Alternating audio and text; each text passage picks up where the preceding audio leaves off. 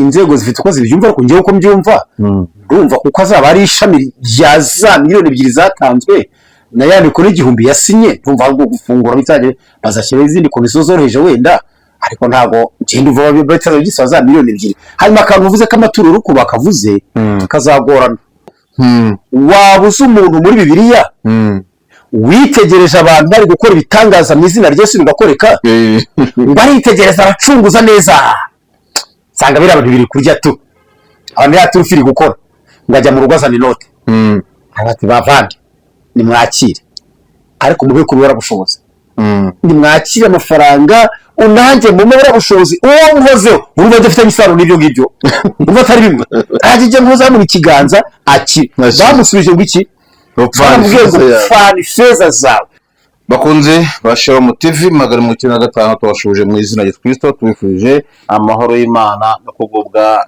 neza mu mwami nabwo ningiye nyine ndi kumwe na Zrazito TV uzageza kuri shira mu TV magana 95 byose muje kuri Zrazito TV urebe ibikorwa bihakorerwa naho ijambo ry'Imana naho n'ubutumwa bwiza kubera ko abiki gihe bakeneye ijambo ry'Imana nge muri kumbuto nese nzirenganya ndabashuje abo basirazuba birengerazuba amajyepfo amajyaruguru mu gihugu cyacu cy'u Rwanda ndetse no mu mujyi wa Kigali mwese tubifuje kugubwa neza mu mwami ntabwo abahonye twamuka nitwaka tukagera mu migabane igize isi mbibutse ko duhera muri Afrika ko niho tubarizwa tugasuhuza abari muri Afrika dufite inshuti nyinshi cyane mu bihugu bitandukanye mwese mudukurikira Imana ibaho umugisha tukagera ne mu Burayi naho dufite inshuti nyinshi tuziranye zidusuhuza kandi zidukunda zumva ururimi tuvugamo Imana ibaho umugisha ndetse muri Amerika tubashuje ndetse no muri Aziya mwese Imana ikomeze kubana namwe twibutsa abatakora subscribe kugira ngo mukore subscribe kugira ngo tuzadushe ibiganiro mujye mwita mubibona ako kanya kandi mukore share ku nshuti zanyu kugira ngo mudufashe kwamaza ivuga butumwa ryiza cyangwa se kumenyesha abantu aho ibihe bigeze tukubona umukozi w'Imana mumenyereye cyane kuri Shira mu TV magana 95 cyangwa se kuri Zrazito TV reka tumusabe abibwi wa mukozi w'Imana gira amahoro ndugu urakomeye cyane ndakomeye witonze cyane mwese Imana ndakomejwe nimuhorana Imana mwese birashoboka ko uri umayerekwa menshi kubera ko uritonze cyane biravuga abasaza tuzarota gusa washaje cyane nubwo gusaza ari mu mutwe we ntabwo ushaje rero ariko nta musaza uri smart bitangiye kuza kabisa ariko tugomba kurota tukerekwa tugahanura misi irabitwemerera nibyo ni kwizera Faresi ziraziritse bari bamugisha turi kumwe n'umuntu akoze kutajya avuga akamanya ku mutima kakuryohera uyu munsi ejo kakuniga nubwo uguwe neza ejo bizahinduka kandi nyuma y'ibyo byose hazaza urubanza uzasanga waracumujwe n'akamanyu k'umutsima gusa haleluya ariko kararyoha ejo kakanigana ariko ntabwo abantu bose kabaniga hari abantu baryoha biryana uwo kataniga ubu ngubu wenda harandi kazamunigira tugera ku rurembo rw'ijuru bizasobanuka none promo ukagira kutakagira byose ari kimwe ntabwo ari kimwe icy'ingenzi ni ukubaha Imana ariko ikiruta ntukagira icy'ingenzi ikiruta ni ukubaha Imana ubu byaba tugiye mu kuvuga ngo ubundi akamanyu n'iki ariko twarabiganiriye gusa ntimugacuruzwe n'ubusa ntimugahemuzwe n'akamanyu busa ngo bukubuze ijuru bukubuze agaciro bukubuze ubugingo gukorera Imana nicyo cya mbere ariko biragaragara ko ari abantu karikorega muri minsi aho kari kabaniga sahuko kabaniga none kaza kubahaga amaboko ibi ni ikimuka byarako siko njya nibuka ndabivuga umushumba kavuga n'umwungeri none tuvuga kuragira we cyangwa kuyobora ndako gushumba irya gushumba nanarya umushumba ngushumye akareka nturi intama ndaragiwe rero cyangwa ndayobora ubazi nawe uzayobora heze ariko atageze gusa ngo nzatangira itorero reka ubwire sawa tawame ubu tuvugana byo kuvuga ngo umushumba runaka ngo pastor runaka hari amatorero ubwo hari amatorero bagiye banzura ko azajya ayoborwa n'abadiyakoni n'impuzabikorwa n'abakristo bafite umuhamagaro, ibyo kwitwa iby'imishahara bakabivanaho, ubundi wowe munyamuhamagaro akaba ujya ku gatutu ukabwiriza intama. urihuta wowe tubanze turebe gato ikintu cya mikono 1000 gishobora kuzatira za ngorane twagiye twumva n'ubundi n'abiyita abakozi b'Imana washiduka bazi amarangamuntu y'abapfuye.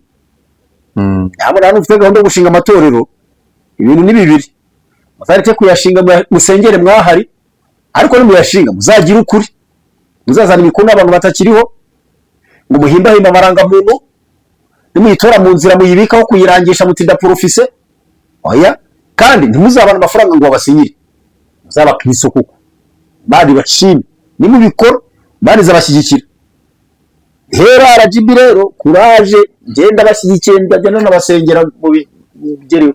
Ariko byo tekinike nese uvuze uti mu karere ngiye gushinga mu rusengero, urumva mfite imifuka 10 y'akawunga, mfite imifuka 20 y'umuceri, buri muntu wese mwemereye ibiro 2 by'akawunga na 2 y'umuceri, ariko na kimwe cy'isukari. Ariko urangiye wanjye usenyire aho niho urangiriye. Rero uzi umuntu wabikora gutyo akagira rero akabona abantu 1000 koko yahaye umuceri n'isukari, muri icyo gihe haba harimo nibura 100 b'inzego. Sasa wabisobanura neza kuva gusinyira utanze isukari n'umuceri tekinike se ubwo n'uwisi bazaba arimo n'umudugudu cyetse n'ubwo n'akagari na gitifu buri koze waba kubahi azaceceka. Oya bazaba bari muri abo wabihaye, none ubwo n'abapolisi batuye aho bazaba bajemo n'abadaso n'abasirikare bose abarije ibisugo bakorera hano uri rezo bose bagusinyira uburuze kwego rano barabona umwe hari umuntu w'abadepite ushukisha ibyo bakabyiye ubundi ubwo ntibagese ugapfa ko kubyo n'abantu w'ibiro 2 n'umufuka w'umuceri hari uwo waho akagusika. Reka tuhave abo tokuru ubugizi gusanze ifi nirebe ko nigabanya ayo mazina. Jesi nemeranya n'uvuga ko bagabanye ahubwo mugire 2 ahubwo RGB mugire ibikono 2,000 ahubwo n'amarangamuntu bajye bazana neza, bajye bakora sikani bayazane asakure ngo muzajya mubireba bitabagoye, bajye bakora sikani bayazane aroje n'abasakuriye. Hagati reka ubwire amatoro twafise tuyasanga nibyo. Uziko nkanjye menye ubwenge mu murenge bikiri segiteri wacu aho mvuka harimo abadive n'abangirikane n'abagatulika n'aba ADPR isabugabo gusa n'abasilamu. Ayo madini yasanze mu murenge segiteri navukiyemo mu mujyi wacu nayo gusa yararimo, kandi nandi yaje ntacyo mpfa nayo, nandasaza ntacyo mpfa nayo, ariko koko naze mu buryo bwiza, ntazi koko agaragaza ikintu agiye guko ntabwo ngiye kwagura umurimo gusa. Wagura se waruri hari mu funganwa kuki utawagura se mwitorero waruri kuki wagura ushinga iryawe ese ko wari bibira wari ufite ari ugifite n'icyo ufite n'itorero ryawe utagize irindi kandi bitameze kimwe bitandukanye. None se inama y'abashumba yeje ba ADPR iravugaho iki?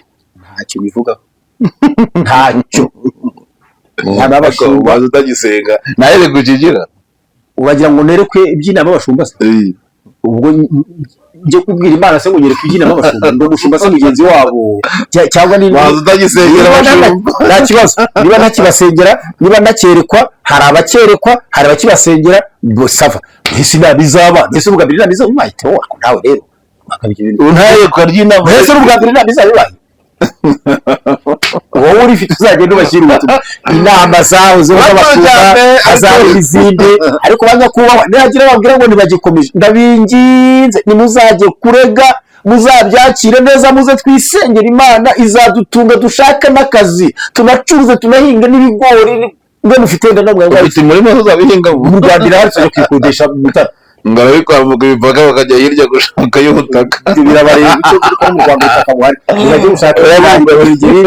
ibigori mu Mutara borora inka boni inkoko hari ubworozi bw'inkoko bumeze neza bajye mu mabanki ubuzima burahari ariko biri kujya kurega ngo banyirukanye ngo njyewe ngo nzabaho gute bari bafite ideni twese nanjye ufite amadeni andi barayafite azishyurwa ariko mutuze bizaba ahubwo njyewe kwiga mbimenya mbere y'uko iba ahubwo icyamba akazamenya ibyavuyemo ibyo byambera byiza ahubwo uzaba amakuru we cyangwa nawe ushaka kubyerekwa rwose ahubwo nzimegera amakuru y'icyavuyemo inama nizibe baganire nyine mbese niba bagiye gutangira bushyashya ubundi si ubwo ahubwo si ikibazo nibajije nawe umfashe kudore wenda uvuze byinshi ubundi niba amatora basipandi byose suppose ko nta toro riri mu Rwanda ubwo ngubwo nakurikira ibyo wavuze wabibonye ubwo si baracyari abashumba nabari abashumba ubwo nabari abashumba ariko siko zagira ati mutane mwese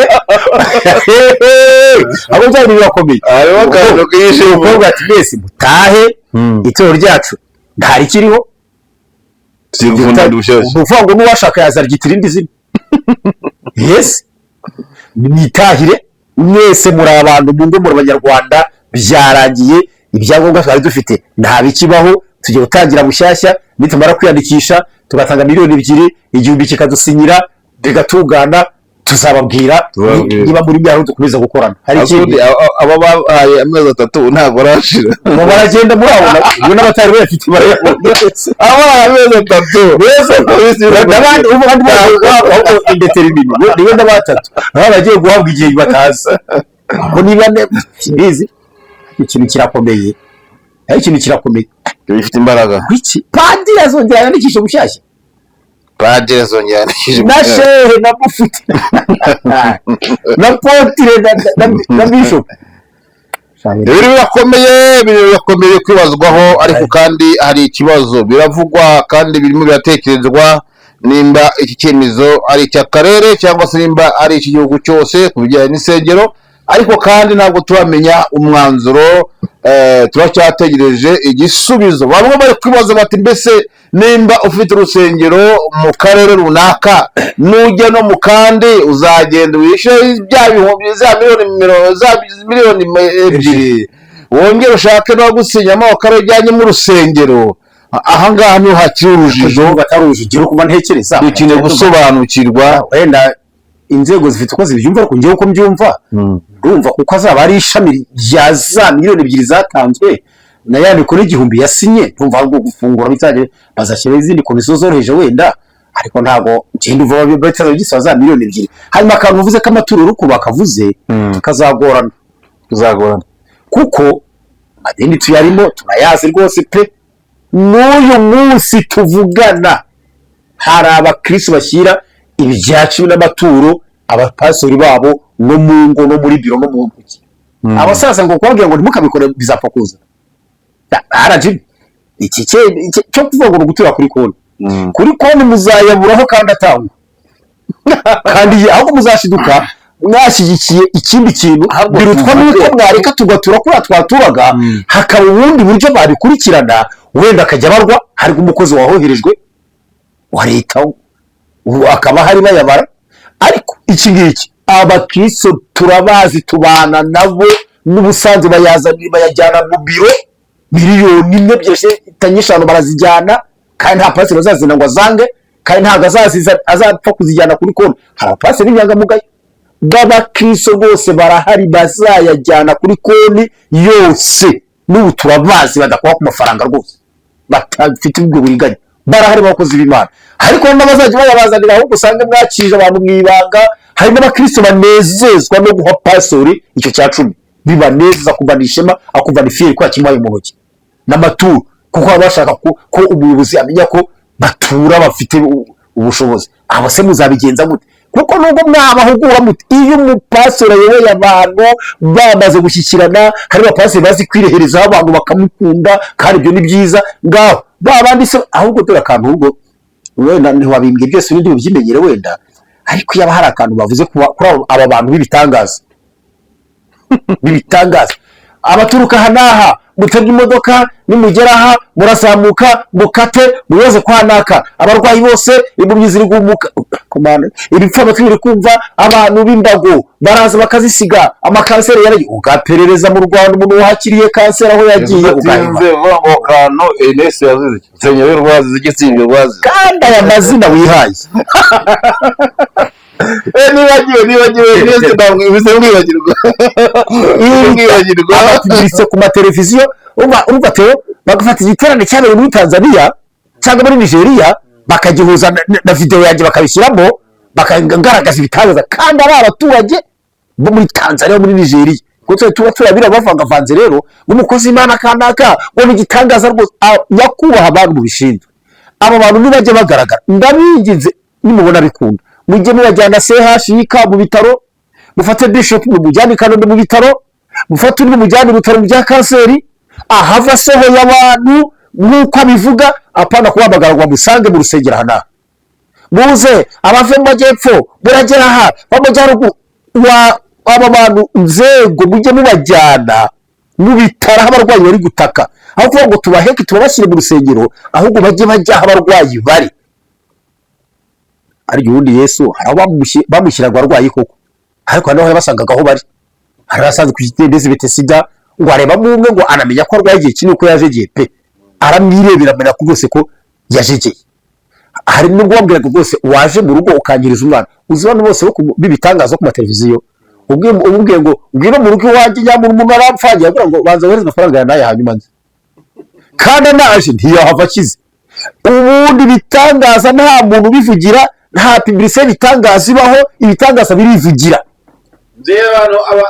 yakira niwe ugenda bivuga abantu bakazaza reka mvuge ko abantu bageze kuri batanu nzi bagiye bajya ahantu mu macaci ku bantu bakabasengera bafite ubumuga runaka barangiza ngo bakize bakashifusha bati kandi akayashize agata kazanga cyagize cyageze bamugafite ngo abara bafotora nyine harya bakabagarasa ngo bakize nje najya no kumurega no burya binkoreye angaragaje ngo nakize ko ntakize kugira ngo unemere ko nakize bayambaye nje ese kumbe ngajya nkasimbuka ahubwo se bagiye bishyura abazima basi bakabeshya ko bari barwaye hari umuntu wije kuza mu Rwanda avuye mu kindi gihugu ntabwo uvuga uwari we ntabwo byacika ngo muvuge buretse nake zira ngo nizo maguru uwaje mu Rwanda we igitero cyari gikomeye cyane cyavuzwe we hagaragaye umukobwa uhumutse mugenzi we bazanye ari babiri aranavuga ngo nubwo nje ntahumutse ngo ariko mugenzi wanjye ahumutse ngo nta kibazo ngo nabyo biranejeje ngo yanandanda atazangirira neza na n'uyu munsi mu Rwanda umukobwa wahumutse ntaho aba yahise ajya mu ijuru niba baramujyanye muri icyo gihugu nta mukobwa dufite mu Rwanda wari wahumukiye muri iki giterane ntawe dufite none umukozi w'Imana tuganirize uwo mukobwa ko mu giterane yahumutse bikagaragara ko yahemutse nyuma ukavuga ngo ntabaho uwo mukobwa wabuze amakuru ye cyangwa cyari ntayamenyane nawe niba uyazi uyambwire n'undi muntu uyazi uyambwire nyamuntu umukobwa wahumutse mu giterane cyari cyabaye cyakoreshejwe n'umuntu wari uvuye hanze y'u Rwanda nashatse kuvuga ariko amazina ndayazi cyabereye kuri stade Amahoro nyamuna ntanze itangazo wa mukobwa wahumutse ntamenye ahantu yarengeye abantu bahajugunye imbago bahise bajyaye abantu bavuye mu tugare tw'abamugaye bagiye ahantu bakiye muri kireterane kinini Imana yisi batwara babahe n'umuntu wakurikira iki kiganiro haruzi umbwira uti umwe ndamuzi yitwaga naka yaramugaye gutya ubarahari atuye hana uramukoze ikintu gikomeye ubutaha iyo comment nzayisoma mu kindi kiganiro nzabanza mbikora ubushakashatsi ndebe koko kuwambwiye ari icyo nshaka kuvuga niki nuko bimwe muri ibyo biba byatekinitswe hari umupaseri ufite cyarujya ukura kwa karongo ngo technique kwa dire kwaje ngo kwa pra ngo technique kwa dire kwaje ngo kwa pra manza byatekinitswe technique dire kwaje babahi aba bantu tubona bajugunye imbago abapase n'ababishop n'abapotre mu kazi bika mu biro ba nyirazo bagiye ba nyir'utugare bagiye he? Abantu mwakije kanseri dore ko mwanivugiraga ko ari namwe mukiza, ntabwo ari Yesu. Iyo aba ari Yesu ntimwari gutanga itangazo kuri televiziyo, mwari kureka Yesu akaryitangira. Mwatanga ibitangazo murarika abantu ngo bave mu bujyayipfo no mu majyaruguru, ngo n'ibihugu duhana imbibi, ngo nyamuneka muze, ngo murategera moto hano. Ariko ubundi banyakubahwa, mwigeze mubona ahantu Yesu yakizaga umurwayi akanamubwira ngo uceceke ntubivuge? Ariko bakozi b'Imana, bakozi babo mukorera data, simba bakozi b'Imana, bakozi babo mukorera, ntabwo mwaranyigisha niba mukorera Yesu kuki mudakora nk'uko yakoze? Kuki mwamamaza mugafata video yo muri Algeria, video muri Tanzania, video muri Afurika y'Epfo, mukayihuza n'ibijyanye ne tekinike kwa diro kwaje, mukikubitamo abantu bari kuguruka? Kuki Yesu yavugaga ngo ntugire ubibwira? Kuki mwebwe mutabwira abigishwa gutyo? Niba mugera ikirenge mu cyashobuja, kuki mutabigira gutyo? Ahubwo mwebwe ngo muze abaturutse mu Mutara, muragera hanaha muyoboze, murahamagara bavuye mu Mutara, impanda yose hashika bari korera mu bitaro. Ko mutajya ibutaro umusore n'umurwayi wa kanseri, ko mutajya mu bitaro bya gisirikare? Kuki mushaka ko abantu babasanga mwasanze indembaho ko mufite impano z'Imana?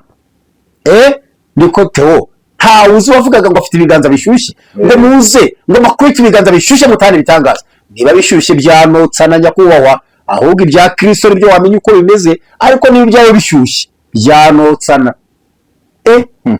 Usa n'amaguru ugataha n'imodoka. Haleluya! Ariko bavandimwe, izo modoka, ese izi modoka ko nabibye bazibona, n'abasambanye ko bazibona, n'abagome ko bazibona, ubundi mwababwiye muti uzuri umunyabyaha ugataha ubugingo, uzuri umupagano ugataha ukijijwe, ni mu publicity umwuka wera basi mukore publicity nubwo atari byo nawe wivugira. Ariko mwari mugize ku rwego namwe mwari mukwira agaferi, mwari mukwiye kubwira ngo akariro gake na feri mwanga kubyishyiriramo, mureke leta ibishyiremo. Rero ni mureke leta ishyiramo agaferi, ni umubyeyi urebera abantu. Namwe ndibwira ko mwari mugeze ku rwego rurenze gutanga publicité kuri televiziyo kwe ukishyura ngo abantu bakunde baze. Ibitangaza birivugira. Nta muhinzi ubwira abantu ngo buranzi guhinga, ngo ndo wa mbere mu guhinga. Oya, ahubwo arahinga bakabona aho yahinze, bakavuga ngo uno muntu ni umuhinzi. Ntabwo umuntu avuga ngo genda umwubatsi, genda. Oya, ubaka. Abantu babona inzu wubatse bajya bakwishakira ati mundangire umuntu wubatse inzu, mundangire umuntu wubatse inzu. Sengera umuntu mubigira ibanga wowe nawe akiri indwara, wicecekere mutandukane, uzareba uko bizagera. Uzabona aho ushyira abantu uzi, azabazana abantu bazabazana. Reka ibyo ukora byivugire, wowe wibivugira ibintu byi. Ese tuzahiga ibyakozwe? Wari wanyumva kuri televiziyo Theo? Wari wumva ndi kuvuga ngo muze? Ubu se ntabwo nasengeye bagakira? Narasenze bakira indwara, Imana irabakiza. Narasenze Imana ikizana amakanseri ahantu. N'abapfuye basenze ari n'abapfuye. Oya, ntawe njye ni wapfuye ntabwo naramusengera. Wapfuye namuhamba ntabwo namusengera. Umuntu wapfuye nzamuhamba ntabwo nzamusengera kuko azaba yapfuye. Urumva neza? Oya, nagize ibiterane mu Rwanda hano mu bihugu duhana imbibi, n'ubarajye banevura ko sinzi kukibaho, nabambara kuri tuburi cyati kumbura cyahari yinda cya. Narasenze ibitangaza birakoreka, Imana ikiza abantu pe. Imana yakoze ibintu barahari, hari nawe nize gusenga rwose umuntu sidirakira. Ariko ntabwo bize ngo afite sida muzase muramba barire. Hari igihe Imana barakoze uwo munsi, mwazo uwo munsi ntikora. Mwitondere. Ariko kuba nta cyiza bifitiye. Icyizere ndagifite, ariko icyizere ntabwo ari sikoro. Sikiya ni kwambie icyizere n'impano, si impamvu ubwesiko n'uburyarya. Imana ntabwo ari radio bapfuna muri FM umurongo wose bikavuga. Imana ni Imana ufite kwivuga n'ubibwira nawe ivugira. Ntabwo Imana ari akantu bakande vuga bana rwose tubwire muze. Mwazaza uwo munsi nuko atari bungurisha arakoresha abandi. Umva sagashya. Abantu hakurya mu bice bya hakurya hafi ahangaha ngo hari ahantu ugenda ngo bakaguha ngo umuti ngo mbese no kuba uragiro kaha amafaranga, barangiza ngo bakagukura mu kiganza, marakura mu kiganza, none ngo umuntu ushuhuje ukahita umurondora ukamenya ibyo yabaye n'ibizakora yose, kubera ngo iyo mikoro bakure mu kiganza cyawe. Iryo mikoro ati wowe ujyaneyo bagukore mu kiganza, ubundi umuntu wese uzajya ugusumuza, uzajya usoma ibyo umuntu mubwire byose mwereke. Wagiyeyo ako kantu wakangikisha nanze kujya ngiye Theo. Waba uzi umuntu muri Bibiliya witegereje abantu bari gukora ibitangaza mu izina ry'Yesu bigakoreka, baritegereza abacunguza neza, usanga biriya bintu biri kurya tu, abantu yatufiri gukora, ngo ajya mu rugo azana inote, ati bavandi nimwakire, ariko mu bikuru barabushoboza, nimwakire amafaranga unange mu mabara bushobozi uwo nkozeho urumva dufite isano n'ibyo ngibyo, urumva atari bimwe, ajye nkoza mu kiganza akire, bamusubije ngo iki baramubwiye ngo fana ifeza zawe, kuko wabwiye ko impano y'Imana iboneshwa ifeza. Iyo mpano iri kuboneshwa ifeza rero si iy'Imana, mwajodi ntabwo ari iy'Imana. Iyo mpano utanga amafaranga bakayiguha, ariko ubu niko ubuhanuzi ari Bibiliya bavandimwe, ni munyereka igisa nacyo muri Bibiliya basi muri kugenderaho. Muri iki kiganiro ntanga nimero za telefone, mumamagara umbwira uti dore ahandi bisa nabyo, dore umuntu watanze amafaranga ahabwa impano, uwakozeho akamurondora, kandi ubwo wasanga batanga ibyo kurondora abandi ntibirondore. Wabonye akantu gahita kuri WhatsApp, sinzi umuntu wakavuze uwo ari we, uvuga ngo ariko ngo bahanuzi ngo kubari naka ngo nanaka kabavuga ngo barenga abahungu 30 bose ngo barimo ngo bahano ngo kandi ngo nta kindi bereko ngo bereko nguburuzi ngo kandi ngo uburozi bereko ngo ntibereko bwa nyina naguka nyina ngo mugabo wivuga ngo kandi ngo ntibereko bwa nyina. None aba bantu barondora abandi babaha impano yo kwirondora namwe cyangwa kurondora abandi gusa niko ahubwo akongeye kuvuga nyuma ya kamera, ntukavuge ngo uriya ngo Sarongo ngo rero atanga imbaraga ko bashunga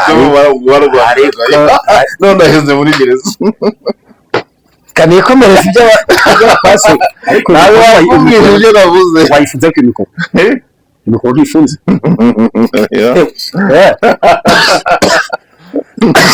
Kwano kushiye bakunze Bashamu TV, reka dusoze ikiganiro kandi reka mubwire ngo amazi si yayandi, mwoge magazi, amazi si yayandi. Ibi byose bifite impamvu yabyo, kandi tubibutse ko Yesu ntabwo ari kure yabyo, ahubwo Yesu abirimo. Ku bantu bari kwitwaza ubuyobozi n'icyo byose, oya, nta muntu umwanditsi yavuze ngo nta utwarira inkota ubusa, ibintu Imana ibirimo, kandi usibye n'ibivugwa n'Imana iri kwikorera umurimo.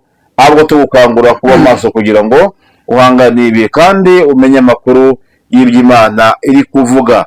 Reka dusenge Imana, mukozi Imana zazitse, ndabona afite Bibiliya, birashoboka ko hari ijambo atubwira, reka tumuha akanya nako akinjira avuga ijambo ry'Imana, dusoza tugaruka kumusoza. Amazi turabifunga akantu bize kanguye nabi ni Satani kantereje mu kiganiro gipfe, kandi ko bishoboka bitameze neza. Kasoma amagambo makeya ari mu rwa mbere Paulo n'iki Timoteyo, ibice 3, umurongo wa mbere ndageza ku wa 7. Urwandiko rwa mbere Paulo n'iki Timoteyo, ibice 3, umurongo wa mbere kugera ku wa 7. Inshingano y'abepiskopi n'abadiyakoni.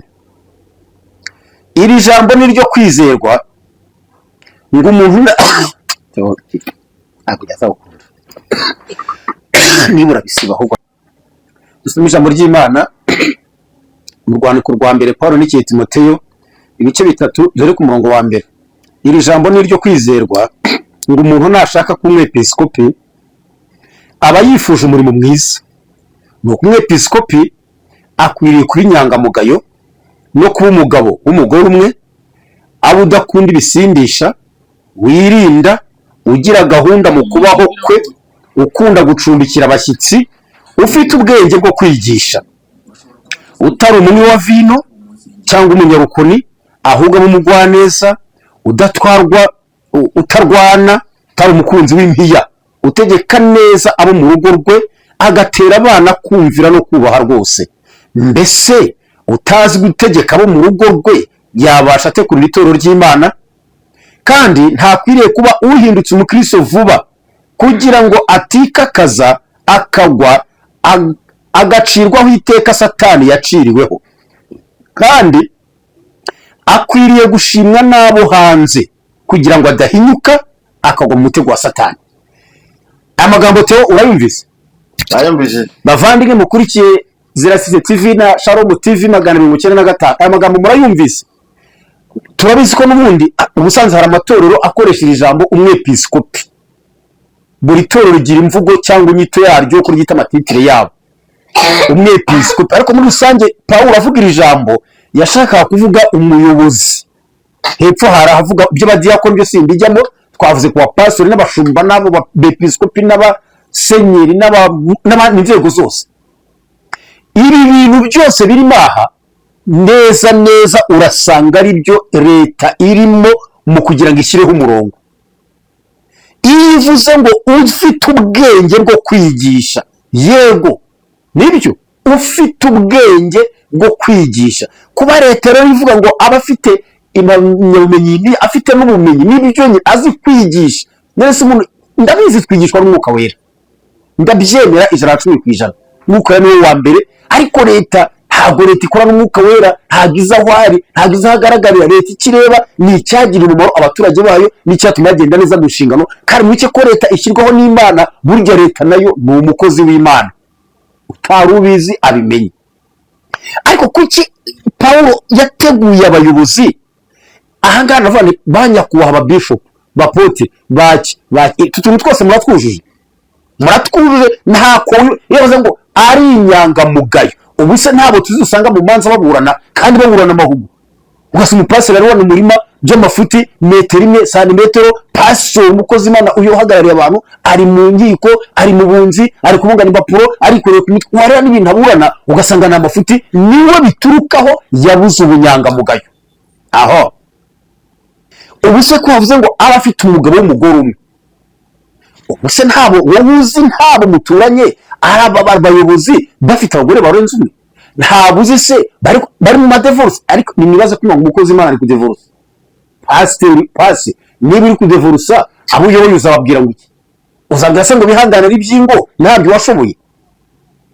Uzabubwira abo uyoboye se ngo bagenze uko utagenje? Hari ikiganiro twakoze muri data ubushize tuvuga abantu byishako kumeze gutya, twibuka umuntu umwe tutavuga amazina, n'ubu arahari mu mujyi wa Kigali, ni umugore amaze gushakana n'abagabo 5, ubu afite wa 5, kandi afite itorero ahagarariye ngo ni bishop, ni pastor kanaka, igihangange, umukozi w'Imana.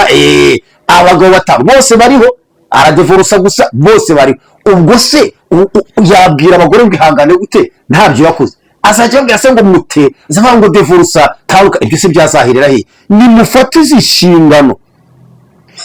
Utazi gutegeka bo mu rugo rwe yabasha ate ku itorero ry'Imana? Suko umuryango utakunanira, munyumve neza, suko urubyaro rutakunanira, urubyaro ruzakunanire, urushaka rukunanire, ariko wowe atariho wabisunitse, atariho wabiteye.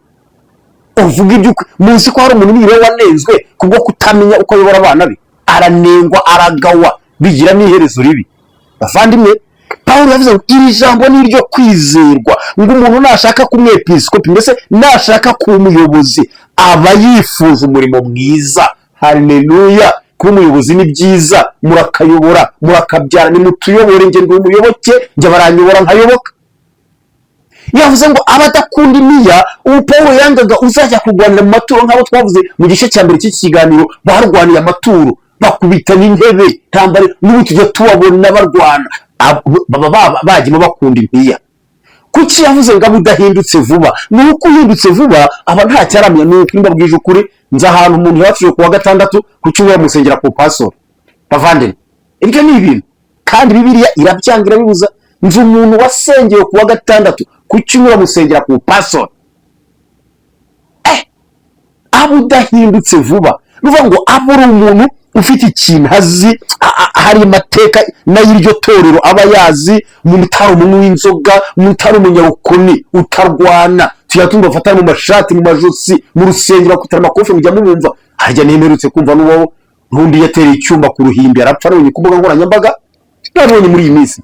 Bavandimwe, umuntu niyo ashaka kumuyoboza ahisemo ikintu cyiza. Bapaso yaba bakuweho, yaba bariho, yaba bazajyaho, yaba bazakurwaho, ariko umenye iki kintu ukurikira utu tuntu twose urasanga neza ya makondisiyo leta iri gutanga n'icyo ashaka kugeza ku bantu, afite iterambere rihe, azanye iki, n'icyo arakora, ese afite urusengero, ese afite abantu bundi. Ibi byose murabisanga muri utu tuntu Pawulo yanditse, ariko mwubake ku kintu cyitwa inyangamugayo. Muzakaravuze ngo kandi abashimwa n'abo hanze, hanze y'itorero, hanze y'abuyoboye bakuvuga gute?